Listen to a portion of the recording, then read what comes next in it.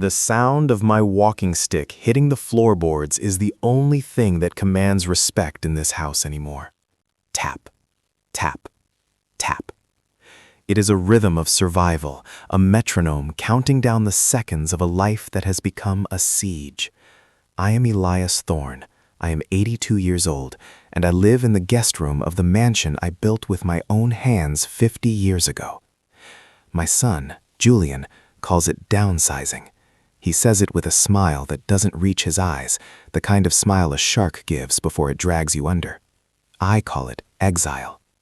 I am a refugee in the kingdom I constructed, relegated to a room that smells of lavender potpourri and neglect, while my son and his wife occupy the master suite, sleeping in the bed where my wife took her last breath. The stick is made of English oak. It is heavy, knotted, and ugly to anyone who doesn't understand the beauty of resilience. Julian hates it. He hates the noise it makes on the hard wood I laid in 1975. He hates that I drag it across his expensive Italian marble floors, leaving phantom scratches that only he can see. He hates that I cling to it like a lifeline, as if it were the only thing tethering me to the earth. He does not know that he should fear it. He does not know that this piece of wood is the only thing standing between him and a federal prison cell. I sat on the edge of the narrow guest bed, my joints aching with the dampness of the coming rain. The air pressure was dropping, and my knees screamed in protest, a physical reminder of 30 years spent on construction sites. I rubbed the smooth wood of the cane handle, feeling the grain against my thumb. It was grounding. The door flew open. Julian didn't knock. He never knocks. To him, privacy is a luxury reserved for the people who pay the mortgage, and in his delusional mind, that is him. He stormed in, bringing a gust of air that smelled of stale scotch and desperate cologne. He was holding a stack of papers that fluttered in his shaking hands like the wings of a trapped bird. "Today is the day, Dad," he said. His voice was tight, vibrating with a rage he was barely suppressing. It was a tone I recognized. It was the tone of a man who has gambled everything on a pair of deuces and is waiting for the dealer to turn the river card. "The notary is coming at noon," he continued, pacing the small room, his expensive loafers clicking aggressively. "You sign the deed transfer and we put you in the care facility at Golden Oaks. It's a nice place. They have a garden." "They have bridge nights." I looked at him. I really looked at him. I looked for the boy I had taught to fish in the creek behind the property. I looked for the teenager I had carried on my shoulders when he twisted his ankle at the state fair. I looked for my son. But I didn't see him. I saw a stranger wearing my son's face. I saw a man of 45 with debt up to his eyeballs and a gambling habit he thought I was too senile to notice. He didn't care about bridge nights. He needed the house equity to pay off loan sharks who didn't accept IOUs. He needed me out of the way, buried in a facility where the sedatives were cheap and the questions were few.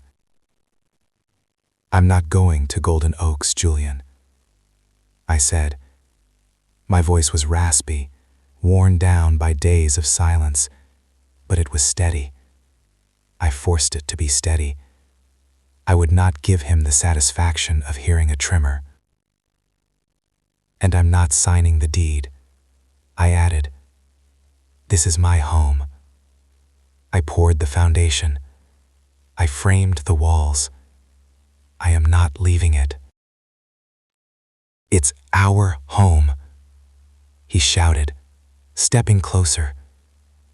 He loomed over me, using his height to intimidate, casting a shadow that felt colder than the grave. His face was flushed, the veins in his neck bulging against his collar. "I've taken care of you for 3 years," he screamed, spittle flying from his lips. "I've paid the bills. I've cooked your meals. I've sacrificed my life to wipe your chin." The lies hung in the air, thick and suffocating. He hadn't paid a dime. He was draining my pension, siphoning funds from the joint account I had foolishly added him to after my stroke. And the meals were frozen dinners, thrown into a microwave by his wife, who wouldn't even look me in the eye when she dropped the plastic tray on my bedside table. They were living off the marrow of my life, feasting on my legacy while waiting for me to die. "You've spent my money, Julian," I corrected him, my voice dropping an octave. "There is a difference. You haven't paid a bill since 2010. He grabbed my arm. His grip was hard, bruising. His fingers dug into the loose flesh of my bicep, pinching the muscle against the bone. It was a violation. It was the moment the pretense of care evaporated, leaving only the naked violence of his greed. "You listen to me, you old leech," he hissed, leaning down until his face was inches from mine. I could smell the alcohol on his breath, a sour chemical tang. "You're signing. I don't care if I have to guide your hand myself. You're incompetent. Everyone knows it. One call to doctor." "Evans and I can have you declared unfit before dinner. I control the narrative, old man. I control the world outside this room." The physical pain of his grip was nothing compared to the heartbreak. It is a specific kind of hell to realize the monster under your bed is your own flesh and blood. It is a sorrow that hollows you out, leaving you brittle and dry. I looked at his hand on my arm, the white knuckles, the expensive watch I had bought him for his graduation. I looked down at my walking stick leaning against the nightstand. He saw a piece of wood. He saw a crutch for a cripple. I saw a vault. Inside that hollowed-out oak was a document that would burn his entire world to ash. If you have ever held a secret that could destroy the people who hurt you, or if you know what it's like to be underestimated because of your age, take a moment to subscribe, because I am about to show you that the heaviest things we carry aren't made of wood. They're made of the truth, and the truth is about to break my son's back. I pulled my arm away. I jerked it back with a strength that surprised him. I reached for the stick. I stood up, leaning heavily on it, letting the wood take my weight, letting it become the third leg of a tripod that would not be toppled. "Get out of my room," I said. Julian laughed. It was a cold, ugly sound, devoid of humor. It was the sound of a man who thinks he has already won. "Your room," he mocked. "It's my house, old man. I'm just letting you rot in it a little longer. Noon. Be ready, and put on a clean shirt. You smell like dust." He turned and slammed the door so hard the pictures on the wall rattled. The photo of his mother, my Eleanor, shifted crookedly on its hook. I waited. I stood there in the center of the room, listening.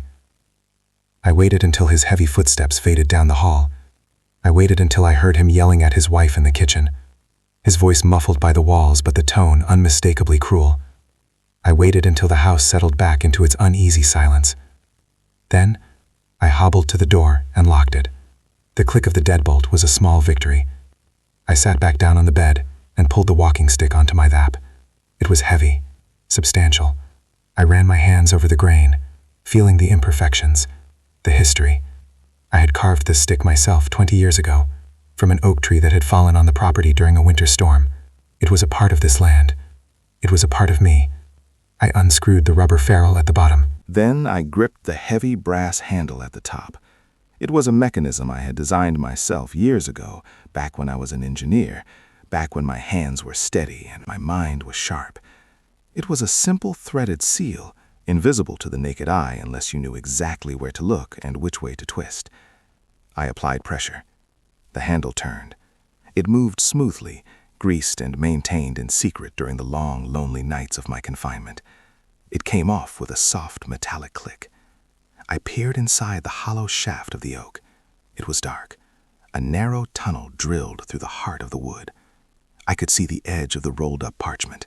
It was still there, safe, untouched.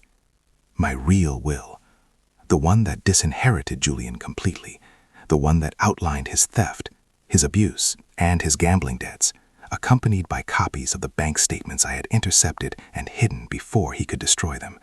It was a dossier of his sins, legally binding and ready to detonate.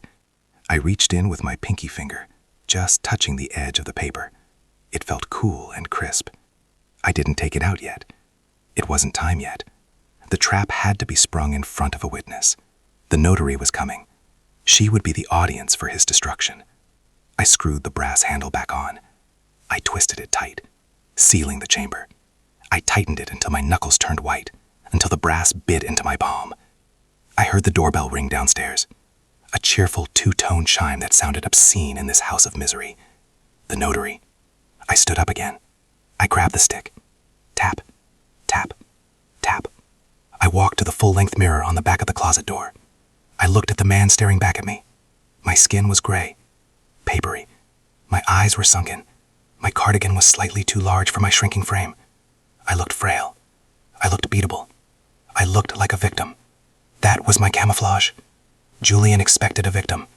He expected a confused, frightened old man who would sign his name just to make the shouting stop. He didn't expect a general. He didn't know that the frail old man in the mirror was merely a shell. And inside that shell was a burning gold rage that had been forged in the fires of his betrayal. I unlocked the door and walked into the hallway. I moved slowly, exaggerating the limp, dragging my left foot slightly. I let the cane hit the floor with a heavy, clumsy thud. I could hear Julian putting on his good son voice downstairs. It was a voice that made my stomach turn. Yes, Miss Perkins, he is a bit confused these days, Julian was saying, his tone dripping with fake sympathy. It's hard to watch, really, but he knows it's for the best. He wants to simplify his estate. We just want to make sure he's comfortable. I stopped at the top of the stairs. I looked down at the foyer. I saw the top of Julian's head. I saw the notary, a woman with a briefcase and a polite smile. I gripped the stick. I squeezed the brass handle.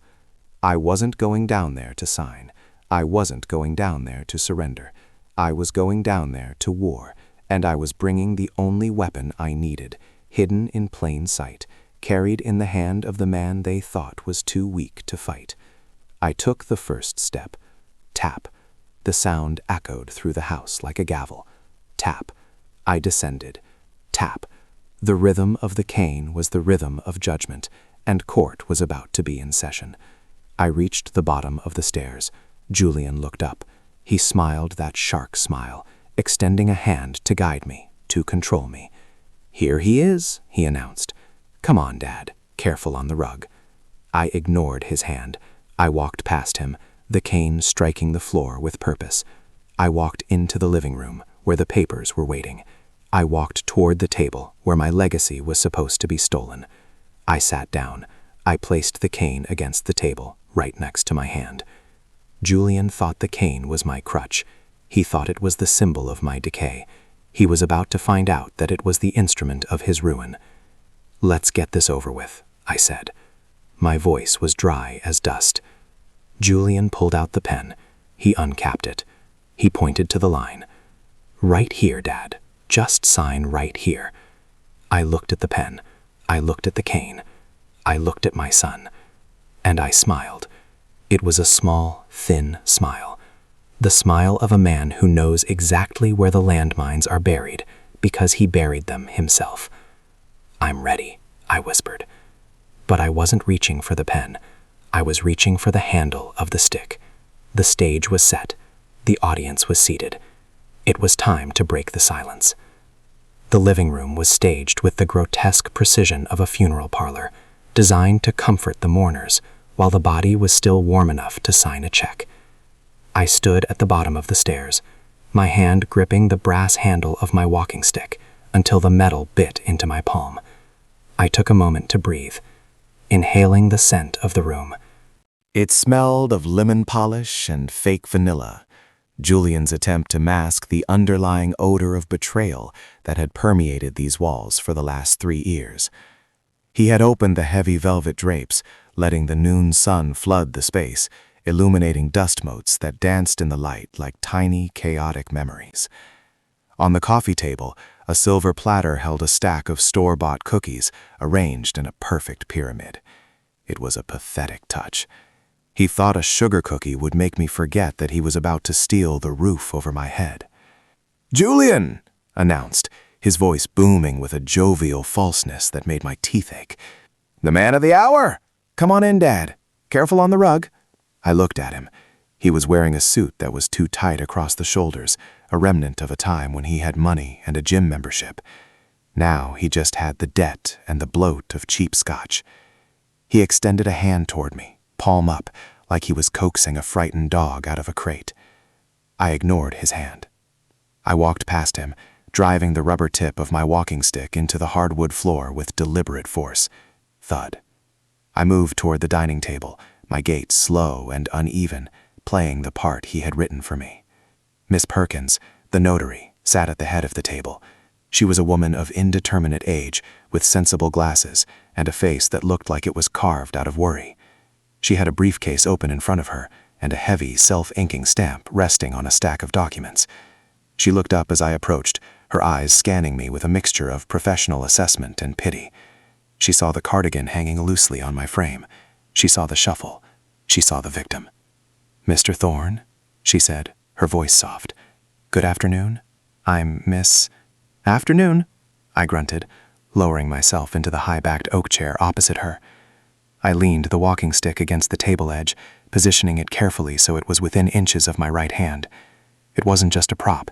It was the detonator.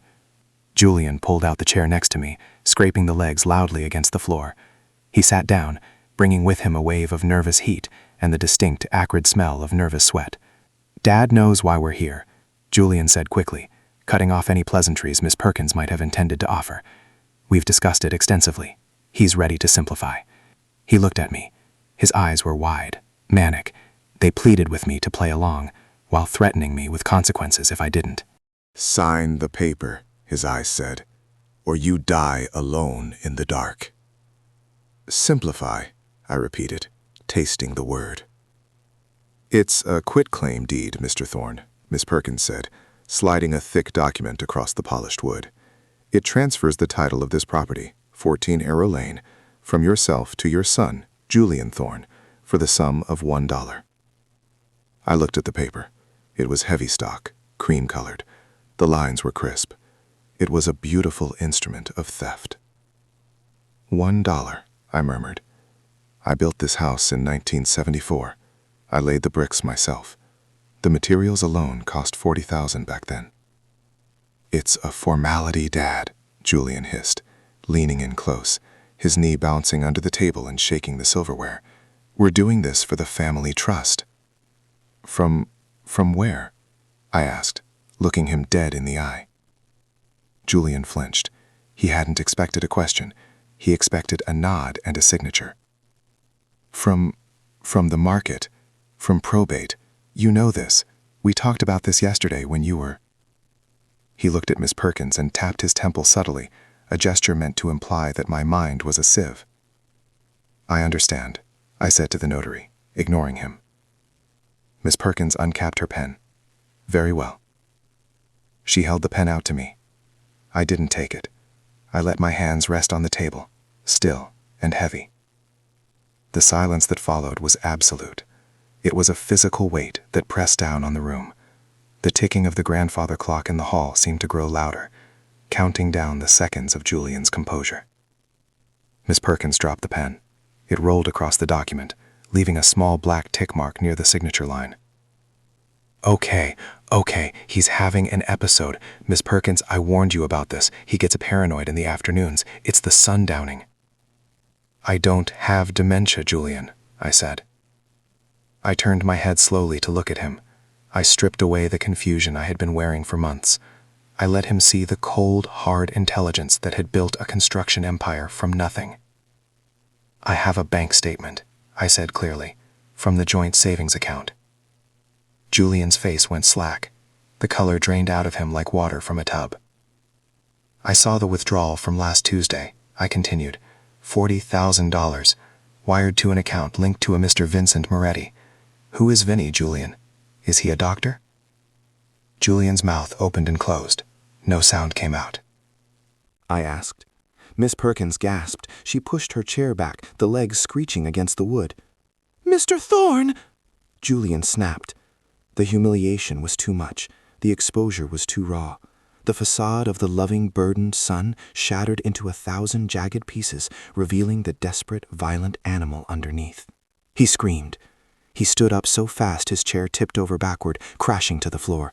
"You shut your mouth, old man. You don't know what you're talking about. You're senile."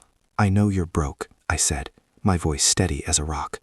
"I know you need this house to pay off Finney before he breaks your legs." Julian roared. He lunged across the table. He grabbed the lapels of my cardigan and shook me. My head snapped back and forth. "Sir!" Miss Perkins shouted, standing up and fumbling for her phone. "Julian!" yelled at her, his face twisted into a mask of pure rage. He turned back to me. "You think you're smart? You think you can hold this over me? I wiped your ass, old man. You own nothing." I spat in his face. He let go of me. He looked around wildly, searching for something to destroy, something to vent the nuclear rage building in his chest. His eyes landed on the walking stick. It was leaning against the table, heavy and calm, the symbol of my weakness, the symbol of his burden. He screamed, "I am sick of you. I am sick of this damn stick tapping all day and night. Tap, tap, tap." He grabbed the stick. He ripped it from my reach before I could stop him. He held it up like a club. It was heavy English oak, solid and formidable. "Sir!" I shouted, half rising from my chair. He bellowed, raising the stick high above his head. "You can keep it, but you're going to rot in it. I'm leaving you here. I'm cutting the power." I pleaded, reaching out. Not for him, for the stick. He didn't listen. In a blind, white-hot fury, he brought the walking stick down hard over the back of the solid oak dining chair he had just vacated. Crack! The sound was explosive. It sounded like a gunshot in the enclosed room. The wood shrieked and gave way. My walking stick, the one I had carried for 10 years, the one I had carved myself, snapped cleanly in half. Splinters flew through the air. The top half, the handle, went spinning across the room and hit the wall. The bottom half clattered to the floor. Julian stood there, heaving, his chest rising and falling. He looked at the broken wood. He looked at me. He expected to see me broken. He expected to see me weeping for my lost support, crumbling into a pile of helpless old bones. But I wasn't looking at him. I was looking at the floor. From the hollow center of the broken bottom shaft, something had fallen out. It wasn't dust. It wasn't rot. It was a tight roll of thick, cream-colored parchment. It had been packed perfectly into the bored-out core of the cane. It rolled across the hardwood floor, unfurling slightly as it came to a stop at Miss Perkins' feet. Silence descended on the room. It was heavy, suffocating, and absolute. Julian looked down. He blinked, the adrenaline fog clearing just enough for confusion to set in. "What?" he whispered. He dropped the piece of wood he was still holding. He took a step toward the paper. "Don't touch it," I commanded. My voice wasn't weak anymore. It wasn't raspy. It was the voice of a father who had finally run out of forgiveness. Miss Perkins bent down. She was shaking, but her professional curiosity and her sense of duty took over. She picked up the scroll. She unrolled it. "What?" Julian demanded, his voice cracking. "Money? Did you hide cash in there?" Miss Perkins read the header. Her eyes went wide behind her glasses. She looked at me, a look of dawn breaking over a dark horizon. Then she looked at Julian with pure ice. "It's a last will and testament," she whispered. "Dated." Julian lunged for her. She pulled it back. "This is a legal document, Mr. Thorne." "Read it," I said. Miss Perkins cleared her throat. Her hands trembled, but her voice was strong. "If you are reading this," she began. Julian froze. He stared at the paper as if it were a snake. "If you are reading this, you have broken my walking stick. You have broken the only thing that was supporting me. In doing so, you have revealed your true nature. I knew you hated the sound of it." Julian looked at me. His face was the color of ash. "You," Miss Perkins continued reading, "this document revokes all previous wills and trusts. It details the account numbers of the offshore trusts you didn't know about, the ones containing the bulk of my estate. Those trusts are now irrevocably transferred to the St. Hen—" "No," Julian whispered. "Furthermore," Miss Perkins read, her voice gaining steel, "the breaking of this stick serves as the trigger clause for my immediate eviction of you from this property. The house is already in a living trust managed by the firm of Henderson and Associates. You own nothing. You inherit nothing." Miss Perkins looked up. She looked at the second sheet of paper attached to the will. Julian's hands began to shake. He looked at the broken wood on the floor. He looked at the paper. He looked at the ruin of his life, laid out in black ink. "You set me up. You goaded me. You tapped that stick. You tapped it just to annoy me." "I knew you were violent," I said. I stood up. I didn't reach for the table. I didn't reach for a chair. I stood up straight, my spine uncurling, my legs taking my weight without complaint. I had been faking the severity of my condition for 6 months. I had been doing squats in the room while he slept. I was stronger than he ever imagined. "I knew you were greedy," I said, taking a step toward him, "and I knew you couldn't control your temper. You broke the stick, Julian." I looked at Miss Perkins. "Was that you?" I asked. "I did," she said. She reached for her phone again, and I witnessed the threat. "I'm calling the police, Mr. Thorne, and I'm calling Mr." Julian dropped to his knees. It wasn't a prayer. It was a collapse. The will fluttered to the floor, landing next to the splinters of the stick. He put his head in his hands. He began to sob, ugly, wet, terrified sobs. "Dad," he begged, "please, Vinny, he'll kill me if I don't have the money." "Then you should have thought about that before you stole from me," I said. I looked down at him. I felt a pang of sorrow, sharp and deep, for the child he used to be. But the man on the floor was a stranger. "You broke the stick, Julian," I said softly. "You can't put it back together." I walked past him. I stepped over the broken wood. I stepped over the man who would have sold me for $1. I walked to the large bay window overlooking the driveway. I parted the velvet curtains. I watched for the flashing lights of the police cars. I stood tall. I stood on my own 2 feet. The stick was gone, but my dignity was intact. The house was finally quiet. And the tapping had stopped forever.